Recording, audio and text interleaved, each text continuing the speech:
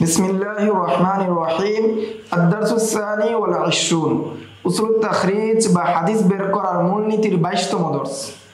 আজকের দর্সে আমরা ফেহরিসের 2 নম্বর কিতাব মিফতাহুত তারতিব লি আহাদিস তারিখিল খতিব সম্পর্কে আমরা বিস্তারিত আলোচনা করব এবং এই আলোচনাটাকে আমরা 4টি ভাগে ভাগ করব।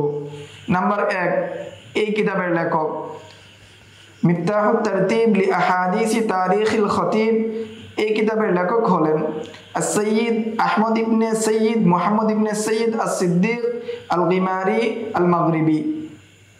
2 নম্বর আলোচনার বিষয় হলো এই কিতাবের বিবরণ এবং বিন্যাস পদ্ধতি।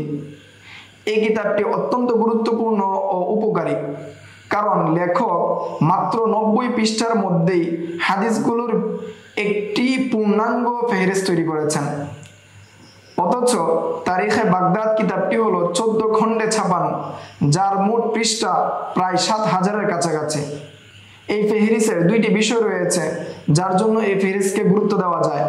প্রথমত, তারিখ বাগদাদ কিতাবে খতিবে বাগদাদি রহমতুল্লাহি আলাই বহু হাদিস বর্ণনা করেছেন, যেগুলোর অনেক হাদিস প্রচলিত যে গ্রন্থগুলো রয়েছে, হাদিসের কিতাব রয়েছে, সেগুলোতে পাওয়া যায় না।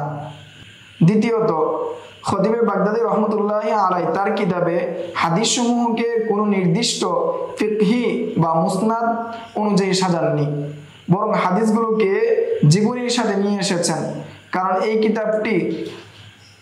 কারণ এই কিতাবটি রাবীদের জীবনী হিসেবে সংকলন করা হয়েছে, ইতিহাস বা ঘটনা অনুযায়ী সংকলন করা হয়নি।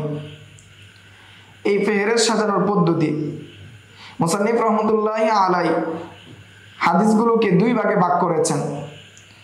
1, আল আহাদিসুল কওলিয়া, এগুলোকে তিনি হরফুল হিজা অনুযায়ী সাজিয়েছেন এবং প্রত্যেকটির তরফুল হাদিস উল্লেখ করেছেন, সাথে এই হাদিসটি কোন খণ্ডে আছে এবং কত নম্বর পৃষ্ঠায় আছে সেটাও উল্লেখ করেছেন।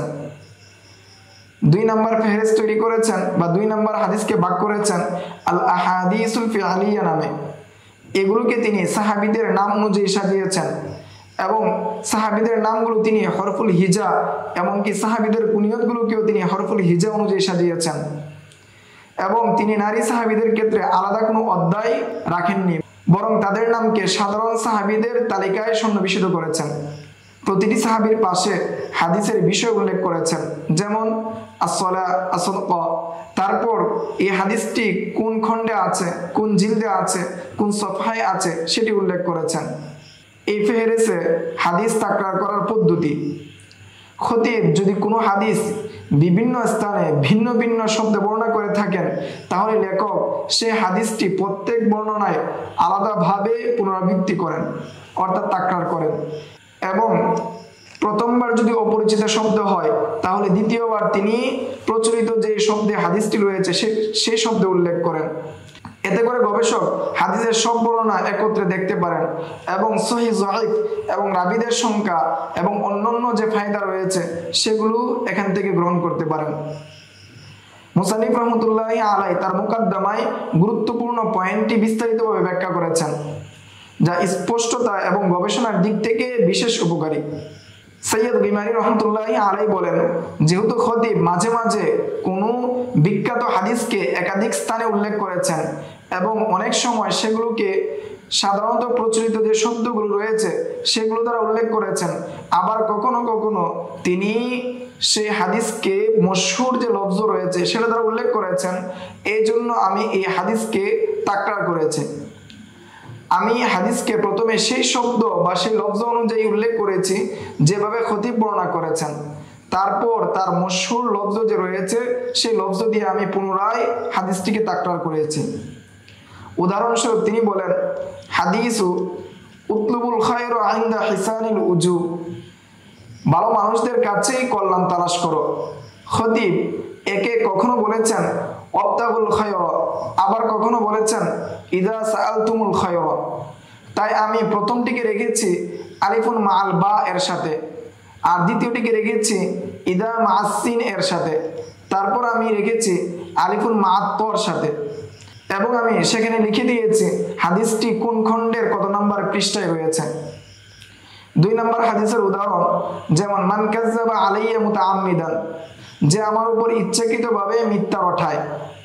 খতিব এই হাদিসটিকে কখনো এমনভাবে উল্লেখ করেছেন যা পড়ে যায় বা এটা চলে আসছে আলিফুন মা'আন নুনের সাথে, আবার কখনো এসেছে আলিফুন মা'আল ইয়া এর সাথে।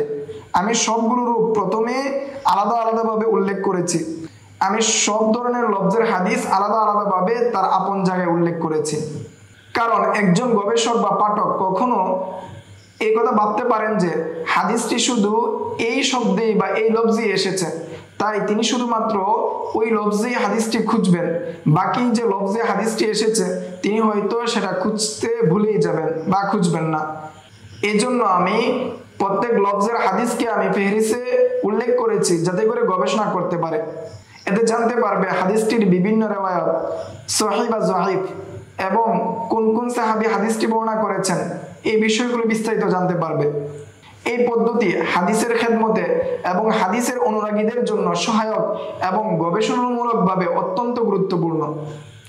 4 নম্বর আলোচনার বিষয় হলো এই ফেহরিসে বা তারিখে বাগদাদে হাদিসের সংখ্যা। এই ফেহরিসে হাদিসের সংখ্যা প্রায় 4500। এটি এমন একটি বিশাল সংখ্যক হাদিস যাকে ছোট করে দেখা বা খাটো করে দেখার কোনো সুযোগ নেই। এগুলো খতিব তার তারিখে বাগদাদ গ্রন্থে সনদ সহ উল্লেখ করেছেন। আজকের দর্স এ পর্যন্তই। আগামী দর্সে আমরা ফেহরিসের 3 নম্বর কিতাব আল বুগিয়া ফি তারতিবি আহাদিসিল হুলিয়া সম্পর্কে বিস্তারিত জানবো। আসসালামু আলাইকুম ওয়া রাহমাতুল্লাহি ওয়া বারাকাতুহু।